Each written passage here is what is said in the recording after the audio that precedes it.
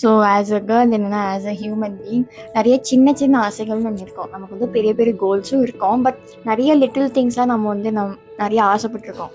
அதில் வந்து ஒரு ஆசை அப்படின்னு வந்துச்சுன்னா, உனக்கு என்ன இப்போ நிறைவேறுது. எனக்கு என்னென்னா வந்து சின்ன வயசில் வந்து நான் அப்படியே ட்ரீம் பண்ணியிருக்கேன். நான் வந்து தனியாக வந்து வெளியெல்லாம் போய் என்னோடய விஷயங்களெல்லாம் பண்ணிவிட்டு லேட்டாக வீட்டுக்கு வருது. லேட்னா லைக் அது வந்து ஒரு பெரிய விஷயமே இல்லாமல் 6 மணிக்குள்ளே வீட்டுக்கு கிளம்பணும் அப்படின்னு இல்லாமல் நம்மளோட விஷயங்கள் முடிச்சுட்டு ஒரு 10 மணிக்காக வீட்டுக்கு கிளம்புற மாதிரி அந்த விஷயம் வந்து எனக்கு வந்து இப்போ நிறைவேறிருக்கு. முன்னாடியெல்லாம் வந்து நான் நிறைய அதை பற்றி ட்ரீம் பண்ணியிருக்கேன். எனக்கு வந்து சின்ன வயசுலன்னு இல்லை, கொஞ்சம் இதுவானதுக்கப்புறம் எனக்கு ஸ்லீவ்லெஸ் போடுறது ரொம்ப ஆசையாக இருந்துச்சு. இப்போ அது ஸ்லீவ்லெஸ் போடுறேன்.